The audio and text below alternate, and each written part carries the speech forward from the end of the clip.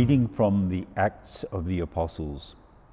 When Pentecost came round, the apostles had all met in one room, when suddenly they heard what sounded like a powerful wind from heaven, the noise of which filled the entire house in which they were sitting. And something appeared to them that seemed like tongues of fire. These separated and came to rest on the head of each of them. They were all filled with the Holy Spirit and began to speak foreign languages as the Spirit gave them the gift of speech. Now there were devout people living in Jerusalem from every nation under heaven, and at this sound they all assembled, each one bewildered to hear what these others were doing, speaking in his own language. They were amazed and astonished. Surely, they said, all these people speaking are Galileans. How does it happen that each of us hears them in his own native language?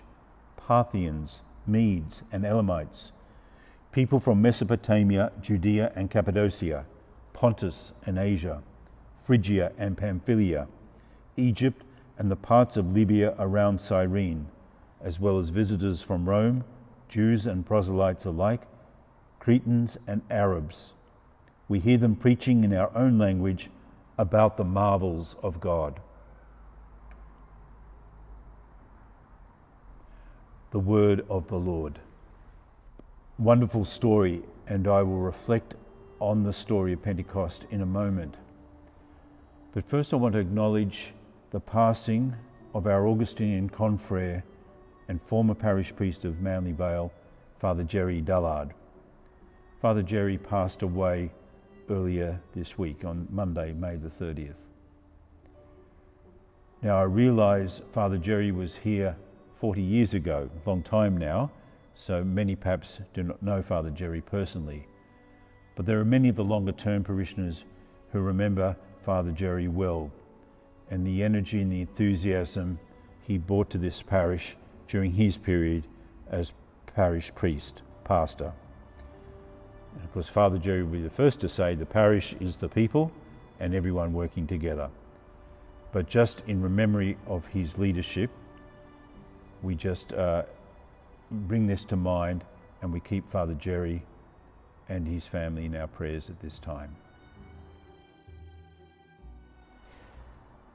Now normally, when we have this recorded homily, whoever is speaking reads the Gospel of the Sunday first. On this occasion, the Solemnity of Pentecost, I've chosen to read not the Gospel, but the first reading from the Acts of the Apostles, for the very obvious reason it tells the story we readily associate with Pentecost.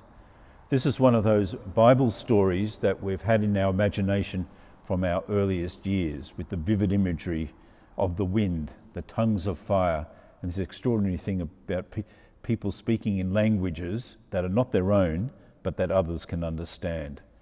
It's a story that makes a deep impression.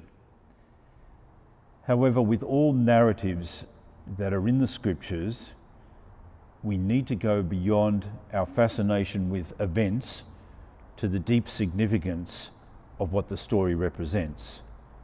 And in fact, the Spirit is mentioned elsewhere in the Gospels, as well as, of course, in the Acts of the Apostles. So while we associate Pentecost with the story from the Acts of the Apostles, we've got to remember other parts of the scriptures, particularly the Gospel of John, where the activity of the Spirit is present right from the time of the first appearance of the risen Lord. And there's other references to the Spirit in the farewell discourse of Jesus. I thought about the significance of the Holy Spirit in our lives, both personally and communally, and I just want to offer 5 things that may help us, and certainly is of help to me. The first is that the emergence of the Spirit is a sheer act of grace.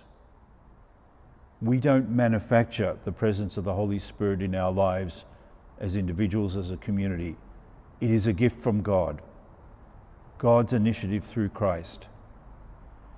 And that is actually a great help, because it reminds me that any good that I do or that each of us do is with God's help.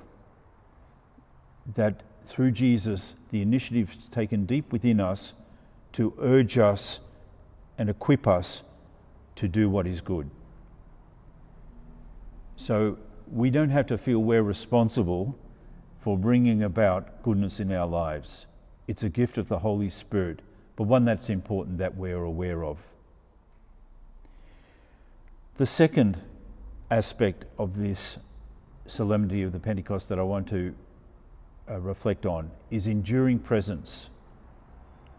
None of us likes to feel that we're alone.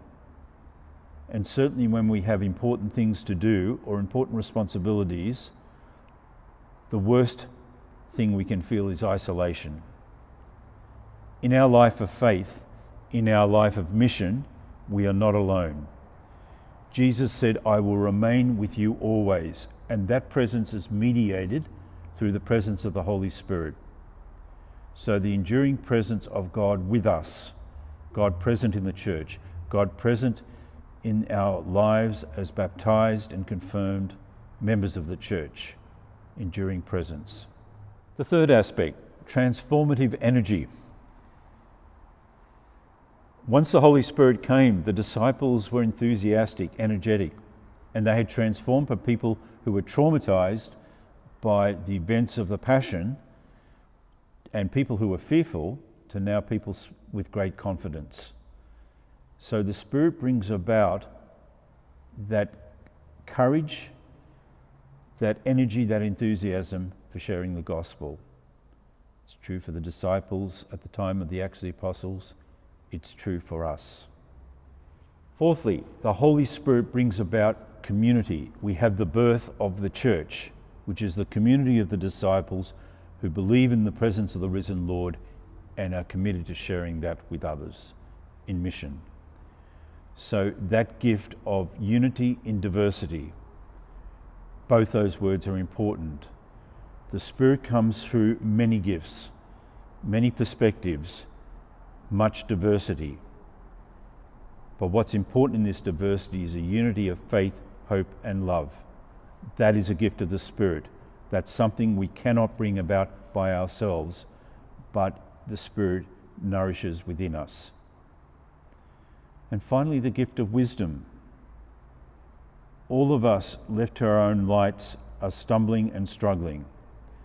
But that sense of the Spirit guiding the church, whether it's in formal ways or the wonderful insights of each of the members of the church in which we help each other. So again, another gift of the Spirit is wisdom. So those 5 things. The coming of the Spirit into our lives is grace. It's a gift of God. It's about the enduring presence of Jesus with us, that we are not alone. Thirdly, the Spirit transforms us and helps us to be enthusiastic about sharing the gospel, about mission. Fourthly, the Spirit brings about the community, that wonderful unity that exists in the diversity of who we are. And finally, the Spirit brings us wisdom. I wish each of you and your families a wonderful celebration of the solemnity of Pentecost.